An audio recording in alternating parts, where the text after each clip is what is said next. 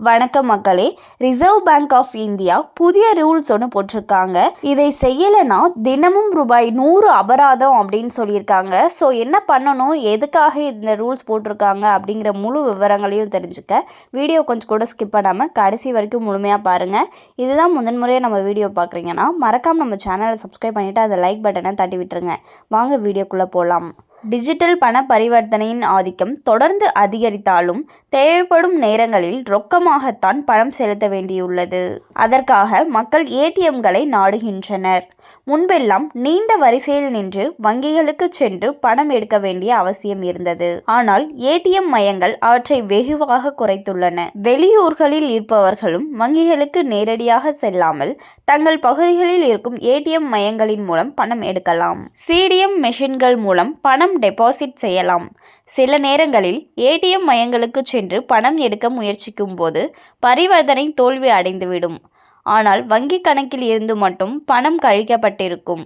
சில நேரங்களில் பிறருக்கு பணம் அனுப்பினாலும் வங்கி கணக்கில் பணம் கழிக்கப்பட்டு பணத்தை பெறுபவர்களுக்கு பணம் சென்றிருக்காது. வங்கியை பயன்படுத்தாமல் பண பரிவர்த்தனை செய்பவர்களுக்கு இது அடிக்கடி நடக்கும் நிகழ்வு. இதற்காகவே ரிசர்வ் பேங்க் ஆஃப் இந்தியா வங்கிகளுக்கு கடுமையான விதிமுறைகளை வகுத்துள்ளது. ஒருவரின் பண பரிவர்த்தனை தோல்வி அடைந்து வங்கி கணக்கில் பணம் கழிக்கப்பட்டால் குறிப்பிட்ட நேரத்திற்குள் வங்கி திருப்பி செலுத்த வேண்டும்.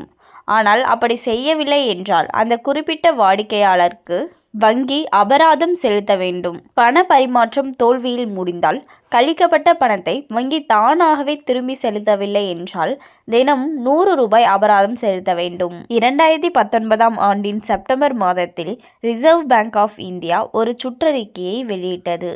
அப்படி வெளியிடப்பட்டதுதான் டிஏடி ரூல். டிஏடி ரூல் என்பது டர்ன் அரவுண்ட் டைம் என்று பொருள். அதாவது வாடிக்கையாளர் பண பரிவர்த்தனை செய்கிறார், அப்போது பணம் மட்டும் டெபிட் செய்யப்பட்டுவிட்டால் குறிப்பிட்ட காலத்திற்குள் வங்கி திருப்பி செலுத்தியாக வேண்டும். அதை மீறும் பட்சத்தில் அதற்கு வங்கிகள் அபராதம் செலுத்த வேண்டும். இந்த அபராதம் வங்கி எவ்வளவு நாள் பணத்தை திருப்பி தர தாமதம் செய்கிறதோ அவ்வளவு நாட்களுக்கு கணக்கிடப்படும்.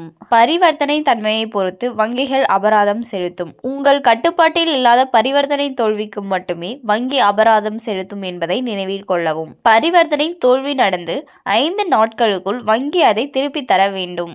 தவறினால் ஒரு நாளைக்கு 100 ரூபாய் என்ற வீதத்தில் வங்கிகள் அபராதம் செலுத்த வேண்டும். ஸோ பார்த்திங்கன்னா இந்த ரூல்ஸ் உண்மையாகவே சொன்னால் ஒரு நல்ல ரூல்ஸ் தான். வங்கிகளுக்கு நம்ம தான் பார்த்திங்கன்னா அபராதம் செலுத்துவோம். அது மட்டும் இல்லாமல் மினிமம் பேலன்ஸ் வச்சுக்கலாம்னா நம்ம அக்கௌண்ட்லேருந்து தான் காசு பிடிப்பாங்க. இப்போ பார்த்திங்கன்னா நம்ம ட்ரான்ஸ்ஃபர் பண்ணும்போது அது தோல்வி அடைஞ்சிருச்சு, நம்ம அக்கௌண்ட்லேருந்து அமௌண்ட் மட்டும் போயிடுச்சு, ஆனால் சென்றடைய வேண்டியவங்களுக்கு போகலை அப்படின்னா வங்கிகள் குறிப்பிட்ட நேரத்துக்குள்ளே அந்த அமௌண்ட்டை ரிட்டன் நம்ம அக்கௌண்ட்க்கு அனுப்பலைன்னா நமக்கு பார்த்திங்கன்னா வங்கி அபராதம் செலுத்தும் அப்படின்னு சொல்லியிருக்காங்க. ஸோ மேலும் இது போன்ற அரசாங்கம் சார்ந்த அனைத்து அப்டேட்களையும் உடனுக்குடனே தெரிஞ்சுக்கணும்னு நினச்சிங்கன்னா மறக்காமல் நம்ம சேனலை சப்ஸ்கிரைப் பண்ணி பக்கத்தில் இருக்க பெல் ஐக்கானை கிளிக் பண்ணி அதில் ஆளுங்கிற ஆப்ஷனை செட் பண்ணி வச்சுக்கோங்க. அப்போ தான் நம்ம அப்லோட் பண்ணுற வீடியோ உடனுக்குடனே உங்களுக்கு நோட்டிஃபிகேஷனாக சேரும். அது மட்டும் இல்லாமல் அந்த லைக் பட்டனை தட்டி விட்டுருங்க. தேங்க்ஸ் ஃபார் வாட்சிங்.